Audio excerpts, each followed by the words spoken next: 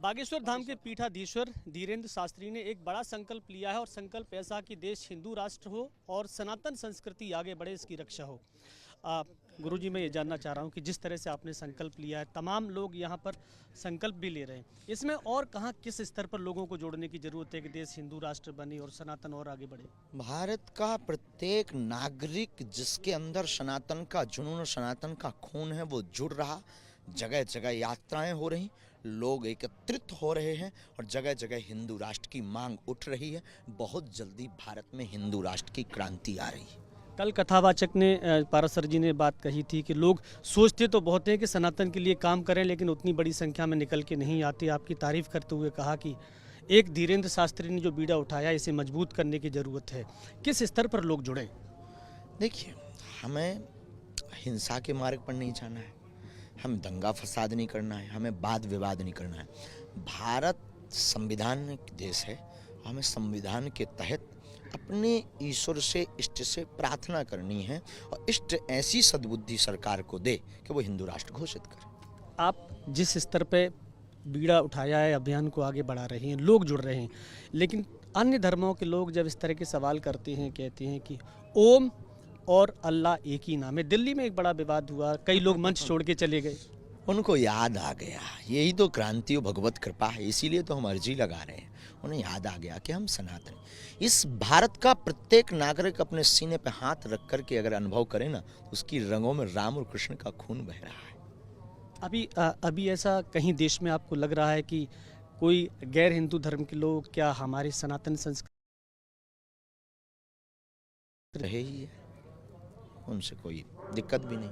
ये जो पूरा आयोजन हो रहा है बागेश्वर धाम में, इस आयोजन का प्रभाव कितने बड़े स्तर पे आप देख रहे हैं? क्योंकि मैं खुद देखा, आज मैंने लगभग 4-5 लाख लोग मुझे दिखाई दिए।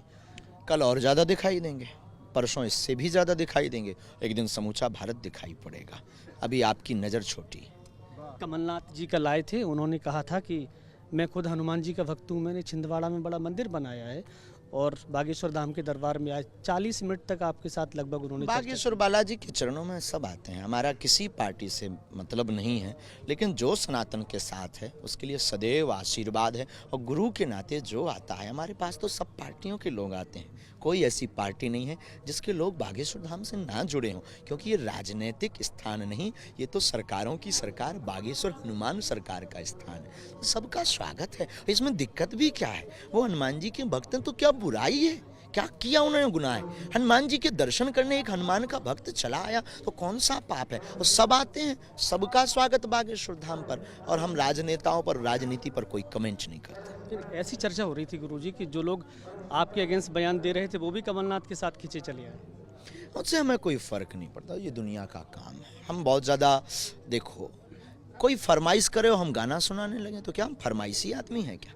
लोग बोलते रहते हैं, उनका काम है, अगेंस्ट है, वो उनका विषय है, उनकी सोच है। जिनके अंदर सनातन का खून होगा, तुम्हारे अंदर भी होगा। तुम मीडिया कैमरे पर ऑफिशियली ड्यूटी के कारण ना बोल पाओ, पर दिल से तो आप भी धन्यवाद देते हो कि वाह मेरे गुरु। मैं 2 सवाल और आपसे पूछूंगा। एक ये कि अभी देश और प्रदेश में आज जिस तरह के काम हो रहे हैं, कहीं मंदिर बनाए जा रहे हैं, कहीं और धार्मिक आयोजन हो रहे हैं, आप लगातार बड़े स्तर पे काम कर रहे हैं, लंबे समय से कर रहे हैं। दंदरुआ में भी मैंने एक आपका इंटरव्यू किया था, वहाँ भी मैंने पूछा था कि क्या कुछ और बड़े स्तर पे सरकार को इसमें और करने की ज़रूरत है? हमारा तो अपने इष्ट से निजी प्रार्थना है। भारतीय नागरिक होने के नाते अपने बोलने में हम स्वतंत्र हैं, तो हमारी केवल अपने इष्ट हनुमान जी से प्रार्थना है। बाकी हमारी कोई ऐसी मांग नहीं, न सरकार से हमारी कोई अपेक्षा। हमारी तो बालाजी सरकार से अपेक्षा है। एक आखिरी सवाल, कोई ऐसा बड़ा संदेश जो लोगों को आप देना चाह रहे हो, जो टेलीविज़न के जरिए लोग सुनना चाह रहे हो आप? बागेश्वर धाम पर 121 कन्याओं का विवाह हो रहा है और ऐसी बेटियों का हो रहा है जिनकी कोई नहीं है, न कोई जाति है, न जातिवाद है, न किसी धर्म की बात है। सब जगह के लोग, सभी जातियों के लोग आए हुए हैं। आप सब भी आइए, अब जातिवाद त्यागिए, हम सब हिंदू एक हो और सनातन संस्कृति को बढ़ावा देकर भारत को हिंदू राष्ट्र बनाए। बिल्कुल, देखिए, जातिवाद त्याग दें तभी एक बड़ा काम हो सकता है। और इसीलिए ये पीठाधीश्वर धीरेन्द्र शास्त्री ने बात कही है कि जातिवाद छोड़िए, सब लोग एक साथ सनातन के लिए काम कीजिए। एक बड़ा संदेश है, लोग कदम बढ़ाएं और आगे बढ़ें। वीडियो जर्नलिस्ट अनवर के साथ विनोद शर्मा, न्यूज़ नेशन, बागेश्वर धाम।